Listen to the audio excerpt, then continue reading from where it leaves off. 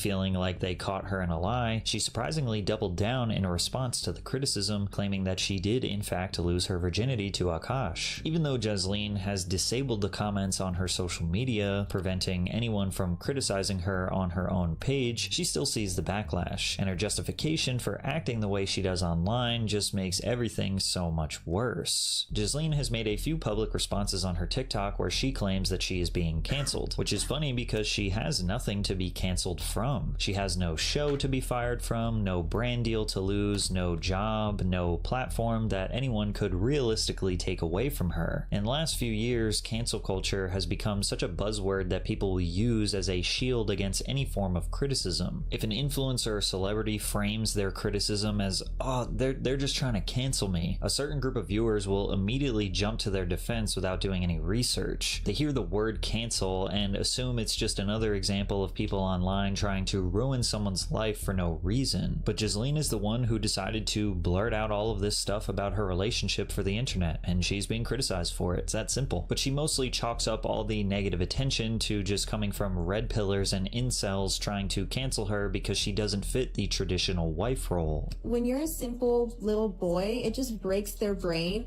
that a girl can like just be loved for simply existing. My husband loves me for simply existing. I don't have to cook or clean to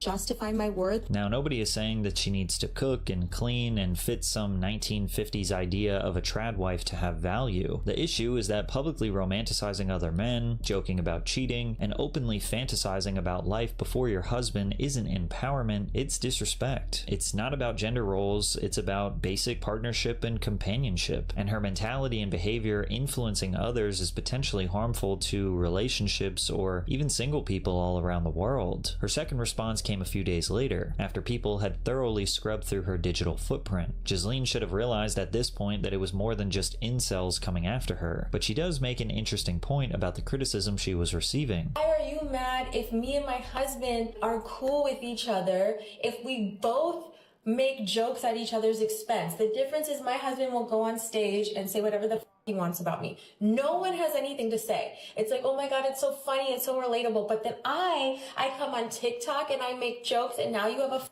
a problem?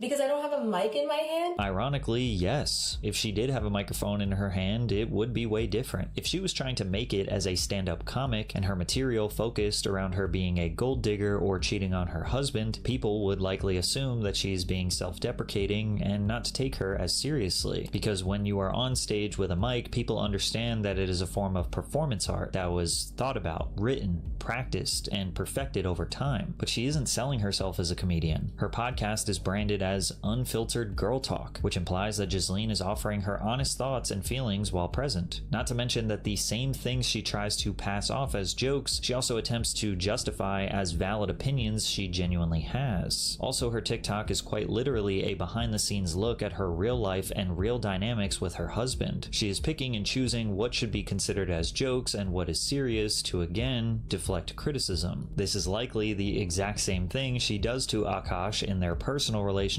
which is why he doesn't even realize he is being disrespected and humiliated. Akash certainly complains about his relationship while doing stand-up. My wife is objectively gorgeous.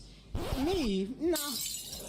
So that's what you gotta do. I gotta work my ass off, and then every time she starts looking at me and she starts assessing my beauty, I just throw a bag at that. Chest pass! I'm telling you, ladies, if you have a good guy, do you know what he needs? A vacation. You hear it all the time. A relationship is hard work. Marriage is a job. Well, every good job gives you 2 weeks vacation. And if you have a good man, I promise you I know what his dream vacation is. Because every good guy's dream vacation is your vacation. Go somewhere. Go anywhere you want. But in a more personal setting, like a podcast for example, Akash is significantly more graceful when talking about his wife. She just says everything she's feeling at whatever moment. It's done. She just tells me when she's pissed off at me. It just all comes out. It took me a while to appreciate that because initially I'm like, why are you so combative? What's this about? God damn, stop fighting with me all the time. And then I was like, oh no, she just lets it out and she's free. All these little social niceties that we all do where we just lie. Bro took the simping crown from Will Smith. Feeling the pressure from all the backlash, Akash started interrupting his stand-up performances to talk about social media drama. As one fan wrote, I went to the 7 p.m. show last night and it was extremely awkward. He was clearly not processing the situation well and he ended the set 20 minutes early. He spent the first 10 to 15 minutes of the set talking about the controversy, how his wife has been loyal to him, and everything she has been saying is just jokes and is fine with him. No one in the crowd knew how to take this information, and I truly believe that the majority of fans there had no idea any of this was going on. This only made him spending like 1/3 of his set on it even more awkward. He then proceeded to jokingly call his wife a whore every time he brought her up, which was just not helping. I think it ruined his whole set and the mood never recovered, which I think is why he ended early. Other fans recalled a similar experience, and they all seemed to share the sentiment that Akash was clearly rattled by the ordeal and his performance was suffering as a result. One fan even claimed that he asked beforehand if the crowd had heard about the drama and was relieved to find out most of them hadn't. Someone else recorded a recent performance Akash did in which he tries to explain why he thinks his wife isn't what the internet says she is. These narratives, people calling your wife a gold digger and all these other things, it's a shame. So I'm gonna tell one story that I had never even told her, honestly. My wife and I met in 2014. I was not making much money. I was getting $25 a night doing stand-up. I was on.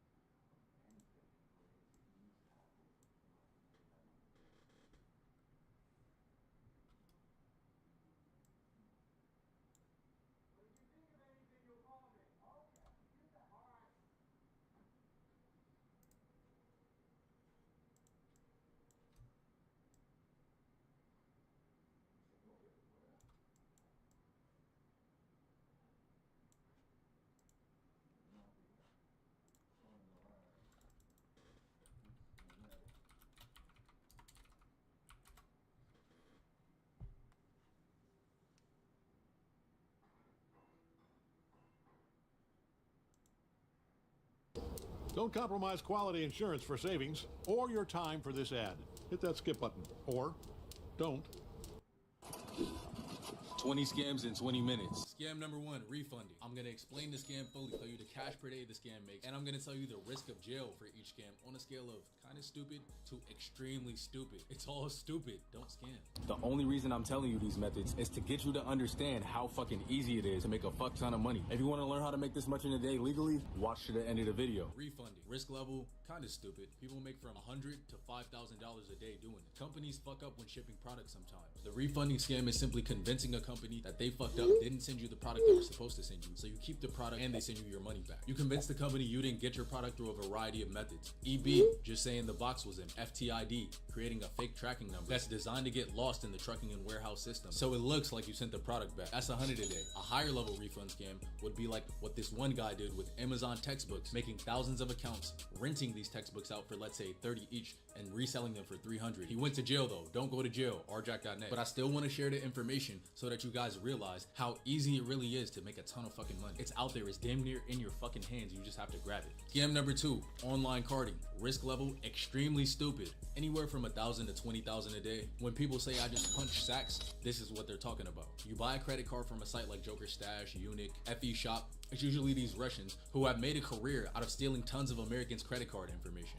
You buy a credit card for $5 to $50. The $5 cards are going to be $1,000 limits. The $50 cards are going to be $50,000 to $100,000. You probably buy the card with a BIN, which is the first 6 digits of a number, so they can estimate how much they'll get off the card and how likely they are to succeed. Once they have the right card, they go on a site like Saks Fifth or Apple or a gift card site with things like VPN, SOX 5 residential proxies, so the security system of the site they're using the stolen credit card on does not detect unusual traffic. From there, they purchase the item and send it to a drop house. Could be a random address they found on Zillow. They walk up to the house to get the package with the green reflective vest on, so people assume they're doing something important or legitimate, and they collect the package. This is super stupid. You could get caught at the house. If your OPSEC, operational security, isn't absolutely tight, you could have an IP leak, and the site could find your real IP address at your house. So if they're only hitting for the small stuff, they'll make a few hundred a day. You may have seen this with the people who order pizza for you for half off, but if you set up a consistent system to hit for big shit, 10 bands a day easy.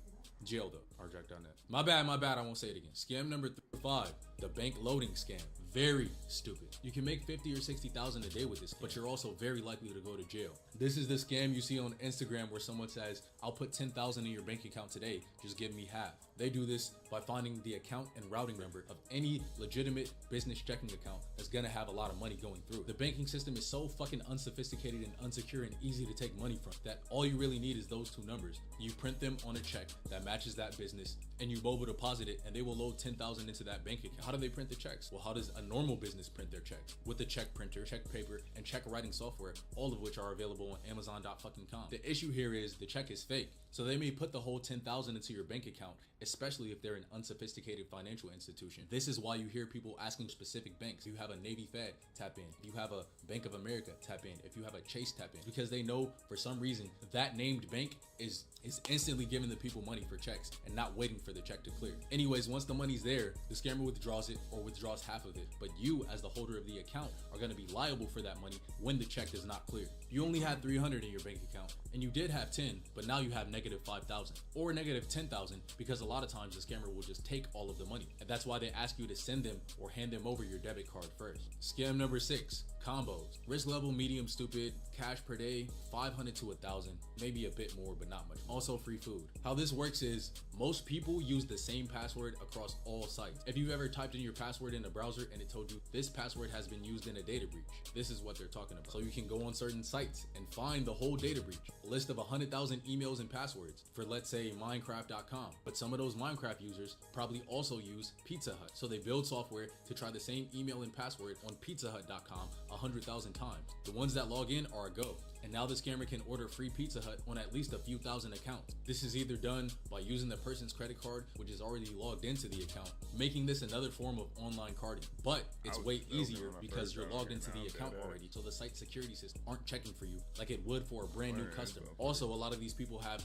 rewards points, which get you the item for free. All you have to do is be logged into the account. When you see these people on Twitter or Instagram saying, I'll get you Pizza Hut or Domino's for half off, this is how they do it. Scam number 7, profile. Risk level, extremely high, extremely stupid. Cash per day, like 10 to 20,000, but there's a lot of setup required. You and everyone else has a social security number. And if you're not stupid, you have a credit profile attached to that social security number with credit cards, maybe an auto loan or a mortgage. And if someone gets access to your fulls, name, date of birth, social security number, security questions like mother's maiden name, etc., they can apply for credit cards in your name. That's how this scam is done. They get access to the information in similar ways to the free phone scam I told you before, but they're a little bit more sophisticated because it's tougher to convince someone to give you their social security number. People sell doctor profiles because they make tons of money and have great credit. Anyways, once they've applied for all the cards in the person's name, they'll get the physical cards shipped to another drop address, or sometimes the person's home address, and usually use those cards to buy a ton of high ticket items like laptops, max out the credit cards, and then won't pay them off. Don't do it. Don't do any of these, but this is how these scammers are making so much fucking money.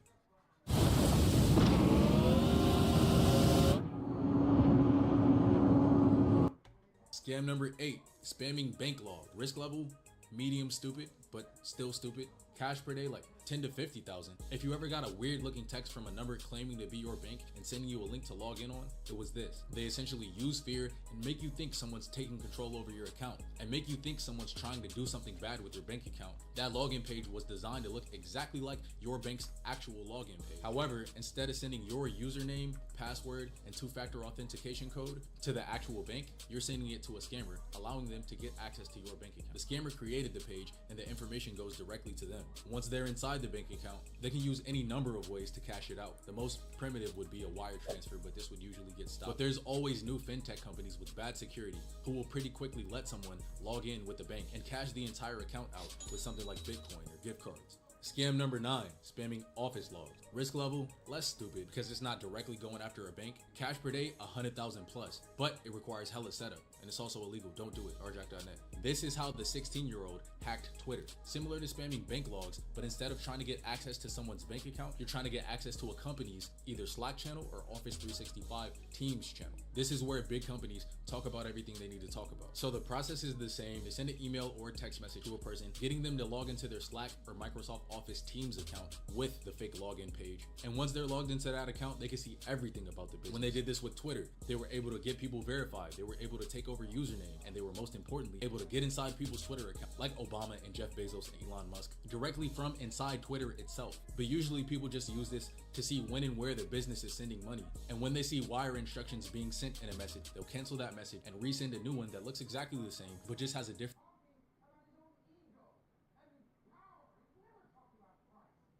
account and routing number to send the money to.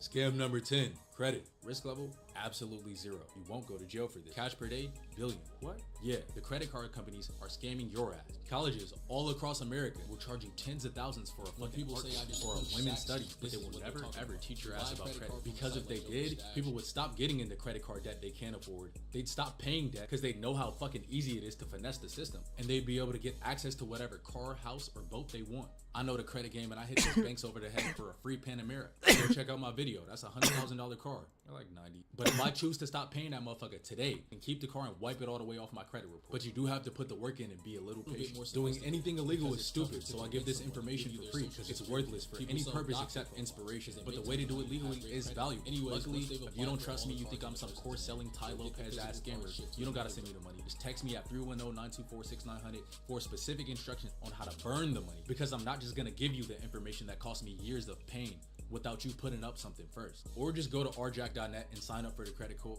And even if you don't have any money right now, cool. Browse around rjack.net. It's a free preview on a credit code that won't tell you how to get the full amount, but it'll put 10 to 20 in your pocket. Money is free, bro. I'm telling y'all, this shit is not real.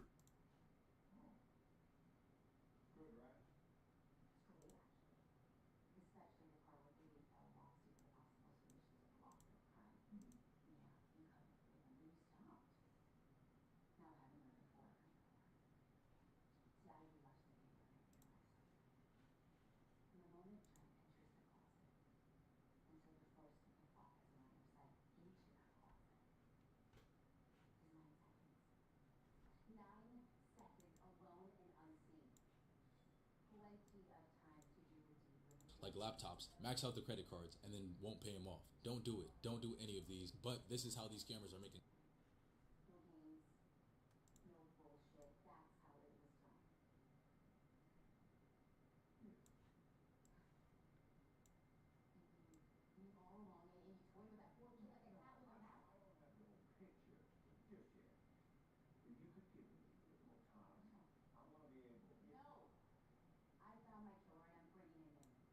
Sacks, this is what they're talking. $1,000 a day doing it. Companies fuck up when.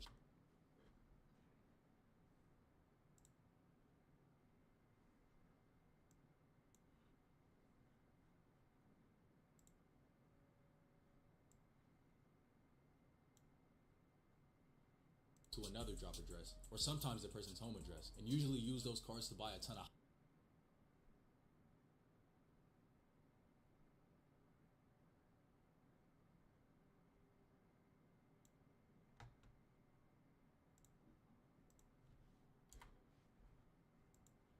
Don't do any of these, but this is how these scammers are making. Spamming bank log. Risk level, medium stupid, but still stupid. Cash per day, like 10 to 50,000. If you ever got a weird looking text from a number claiming to be your bank and sending you a link to log to another drop address, or sometimes the person's home address, and usually use those cards to buy a ton of high ticket items like laptops, max out the credit cards, and then won't pay them off. Don't do it. Don't do any of these, but this is how these scammers are making. Spamming bank log.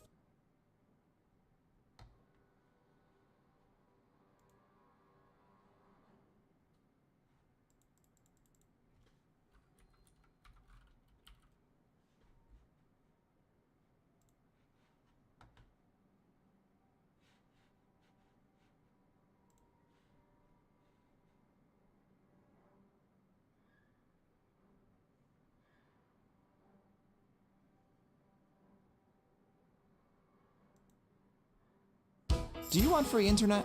Forever? You got it. We're offering free fiber-powered internet when you switch 4 mobile lines to Spectrum. No internet bills, no internet taxes, ever again. Want it? Call this number. This video is part of the CompTIA Security Plus course that I'm creating with Chuck and Jeremy. In this video, I'm going to show you why it's really important that you don't lose sight of your credit cards. If you go to a restaurant and you pay, you don't want to just give your credit card to someone and lose sight of it. It's really, really easy to skim credit cards and clone them. That actually happened to me. I went on holiday from the UK to South Africa, was enjoying a nice meal. I gave the waiter my credit card, and guess what? Someone ended up buying a scooter, ended up buying a television, and a whole bunch of other things using my credit card.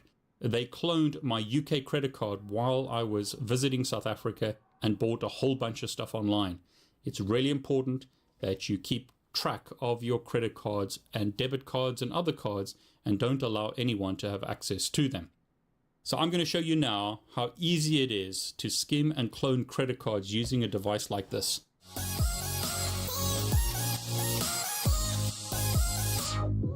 Now you can purchase many devices on Amazon. Here's one example. Costs about $85 US. With a device like this, you'll get a whole bunch of blank cards. So I can skim and write many cards using this device. I'm also using an older computer like this that has no connection to my network. So this is an older computer, no connection, so that I have an air gap between a computer where I run all kinds of weird software and my real network. So on this computer, it's detected that the device is online. Notice how easy it is to read data. So I'm going to simply click read. I'm told to swipe the first card. So swipe it. This is a credit card. All the details are right there. You can see the name, David Bombal. You can see the first part of the long number, 5186-5250. So it's read all that information. There's only data on 2 of the tracks. So now that I've got that data, I'll cancel this and let's write that. So swipe this card, it's been written. So there is one clone of my credit card. Let's clone another one. Two clones. 3 for good measure. There are 3 clones. I have got 3 clones of this credit card. These white cards are duplicates of this credit card. It's as simple as that to clone a credit card. And to prove the point, let's cancel this and let's read the data. So read this card. Notice all that information. So once again, 5186-5250. Read another card. So exactly the same information displays. Read this one. Exactly the same information displays. I've been able to clone this credit card in the matter of a few seconds. Now this is a big device, not very easy to hide it, but you get very small card readers and writers. Here's another example. Notice how small this one is. So this one, the MSR X6, is a lot smaller, does the same thing. One of the versions of this can actually use Bluetooth, so I don't need a computer, I could simply connect it to my phone. So if you're interested, I'll demonstrate that in a separate video. Very, very easy to clone cards. Let's try this Visa card. And let's actually do something more interesting. It's going to look weird if you walk into a shop with one of these cards. So let's make this card, this credit card, because I don't know how many people are actually going to check all the numbers and whatnot. It is obviously possible to emboss cards with numbers and get cards of a different color. But let's read this card first. Okay, so that's red. Let's write this card. And there you go, that's been written. So if I read this debit card, notice the numbers on this start with 4659, but the actual numbers on the strip are 5186. In other words, this card.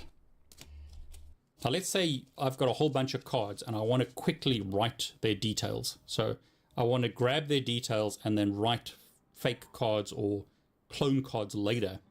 What I can do is read to a file. I'm just going to call this cards, and I'll store this on the desktop. So I've got my cards file, and what it's telling me to do now is swipe each card. So here's a shopping rewards card from a retailer. This one is in South Africa. So scan that. That's been written. The only date on this card is on track 3. Here's a rewards card. So it gives me access to airport lounges. That's been read now.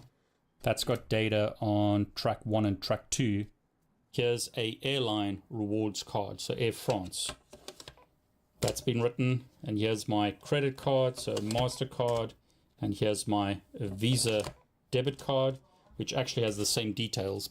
But basically, I've just written the details of 5 cards to a file. So if I cancel that and then look at my card details, I've got all the card information in this file. And then I can write from a file. So I'll write from my cards file, and all I need to do now is swipe a whole bunch of cards through here. First card, second card, third card, fourth, fifth, and I'm done. I've now duplicated 5 cards in a matter of seconds. Is your cable internet slowing you down? Are you falling a step behind? And are you out of sync? And that's why chip and pin has become more and more important. But like all things in life, as they implement more and more security, hackers find ways to get around the security. So in a separate video, I'm going to show you RFID. A lot of devices use RFID, but RFID has a lot of issues as well. Now again, this video is for educational purposes only. Please don't go and get into trouble by using devices like this. As a last test, actually, I'll just show you this device. So much smaller device. And again, there is a version of this device that uses Bluetooth. Also comes with a whole bunch of cards. So look at all these cards that I've got. So I could go and create a whole bunch of duplicates using this little machine. So all I need to do is literally plug it in. So let's see if we can read a card. So let's swipe this credit card.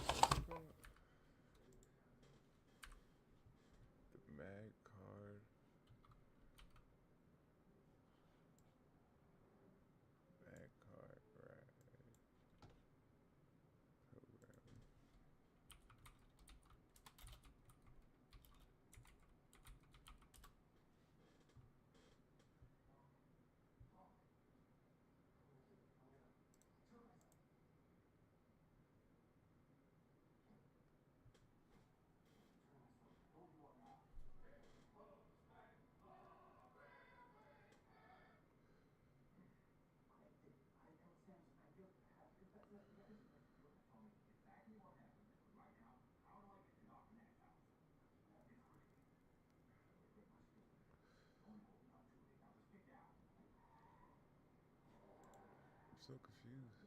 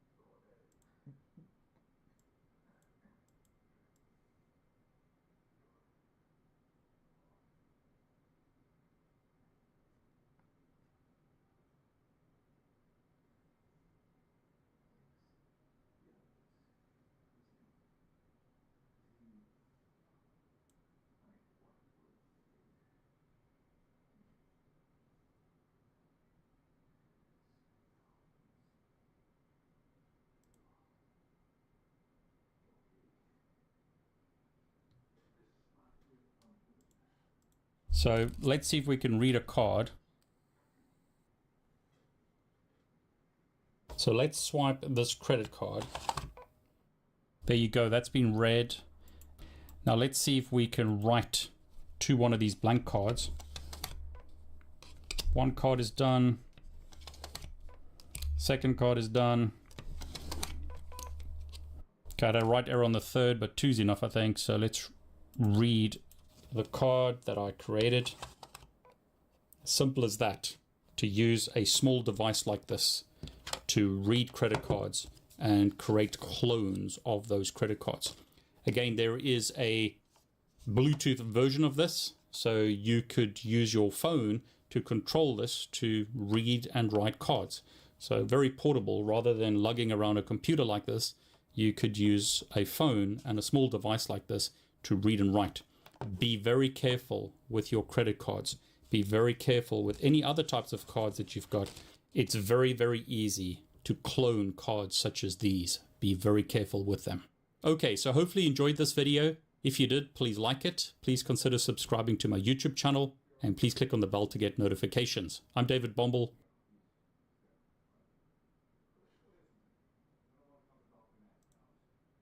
Atera is the IT painkiller. Remote monitoring and management, remote access, help desk and ticketing, smart automation.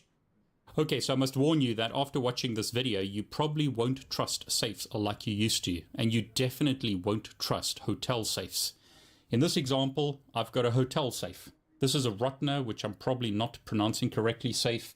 It's a premium hotel security safe.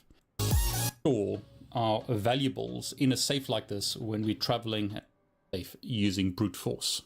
Now, I've got a Huck lockpick tool set here. You can buy a tool set like this from Amazon. Prices vary, but as an example, in the UK, I can get this for £26. You can get it cheaper elsewhere, but I purchased this from Amazon. So Huck tool set. Now I'll reset this tool. All I need to do is press this down, press it on a surface as an example, and make sure that all the pins are aligned. And on most safes, you would open this and they'd have a place to put in a key.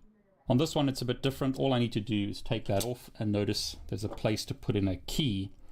So we have all this fancy security, but let's see how long this takes me. I'll put this in. Okay, so it's in now. Let's see how long it takes to open the safe. That took me like 2 seconds, and there you go. I could take some of the cash and then just close the safe. So let's lock it again. When you come back, you put your code in, safe opens, you don't realize that I've taken some of your money. It's as simple as that to open one of these safes. So I'll lock the safe again. Okay, so it's locked. Let's do that again. So I'll reset this tool. Once again, press this right down. Could do it like this, but I'm doing this on a hard surface to make sure that all the pins are aligned. Literally, all I'm going to do is take this and put it in. Takes me longer to get the key in. Notice it's in, and now I'm going to try and turn it. There you go. Simple as that. Because what this key does is it replicates the master key or the built-in key that comes with the safe. This is really a joke. I mean, why bother having all the security where you put in passwords when you can simply open it with a tool like this? And again, this is just an example of one type of hotel safe. There are many others that can be opened with a tool like this very, very easily. It's really a joke. Now, another reason I got this safe is if you're brave, and I wouldn't say I'm brave, perhaps a bit foolish, I can use a card like this to lock the safe. So there you go. I've simply used a Tesco club card, but you could use your credit card if you're very brave. Tesco is a shop in the UK, and this is sort of a rewards card. So I've locked the safe, but once again, I could simply open it with a key.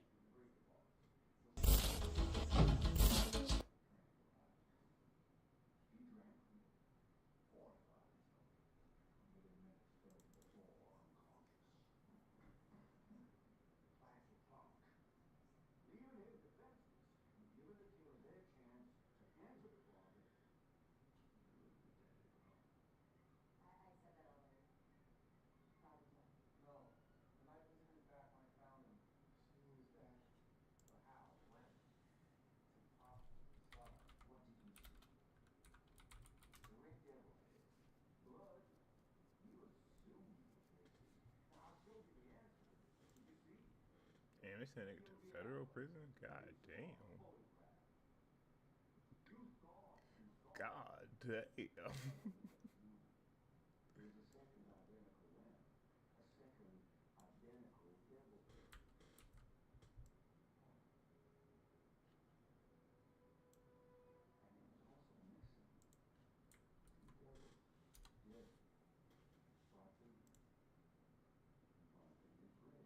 Wasn't red though, it's red now. The same red as the Good Friday Rescues.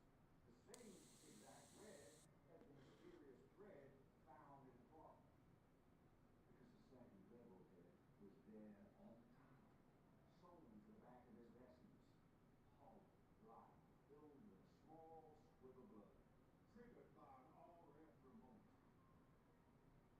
Set off at the exact right moment. Wrong. Voice of authority. Couldn't wait for the discovery he needs before taking charge. Simple as that. Wait, fantastic. A moment of distraction presents itself, and the deed is quickly done. His final task, to remove the incriminating drug-laced flask. But where was it? Just gone. But one hiccup in his plan. The result of a moment of foolish grace by Father Judd, who concealed the flask to hide Wix's drinking and return later to retrieve it. Oh, God. Yes. Why? Wix was going to scorch the earth. He was going to ruin him. No, bigger why. Why they brought you here? Why do all this insane, elaborate stuff, the theatricality, the impossible crime? Why? So, if Dr. Matt killed Wix, who killed Matt? Well, now we get to it. That's a simply locked door mystery with device of clues on a much, much larger scheme. One whose roots run to the bedrock of his church, and one which draws me, an unbeliever in every sense of the word, into the realm of belief. You understand this case? I have to look at the mess that was being constructed.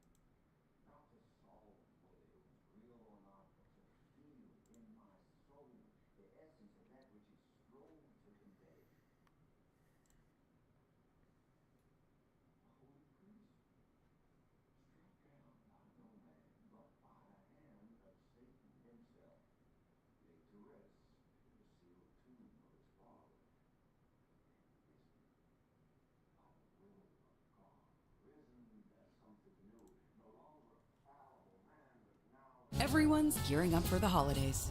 The best friend. So happy together. And the first timer. The neighborhood hero. And the out-of-towners. And it...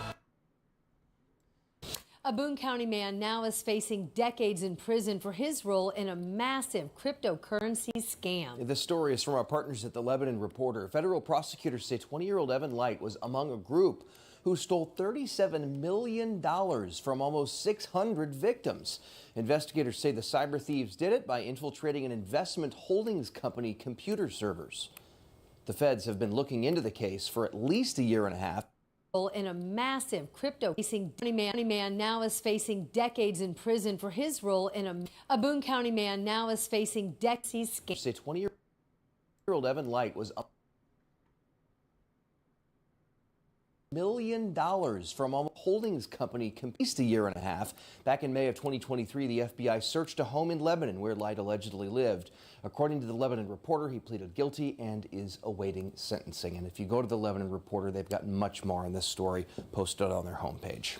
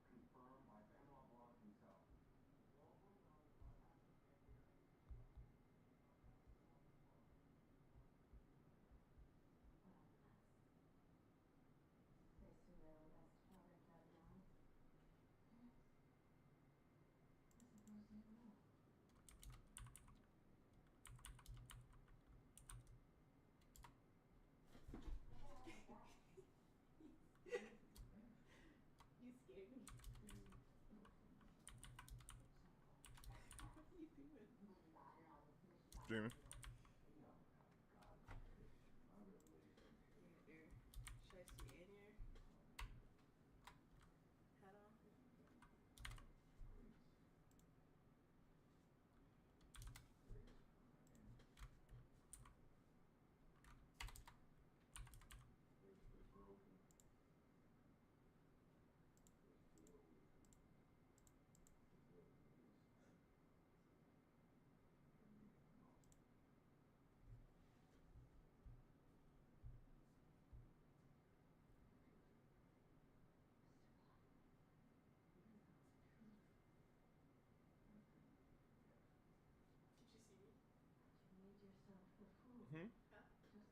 Did I see you?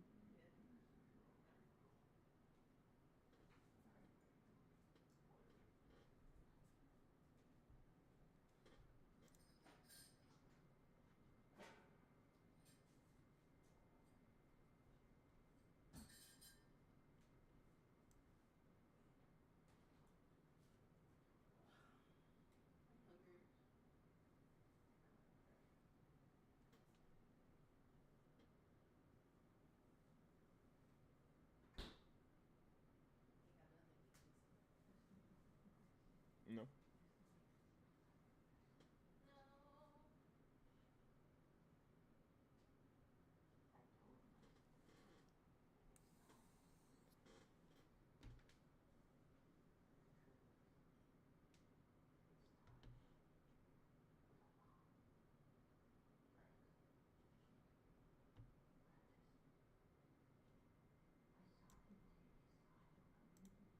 While this audio features AI-generated voice technology, the story was written and edited by CNHI journalists. Lebanon man ordered to repay $74 million. A Lebanon man serving 20 years in prison for stealing millions of dollars in cryptocurrency has been issued the latest bill he is to pay to the victims of his illegal hack. Evan Frederick Light, 22, has been with IRA Financial. The payments to IRA Financial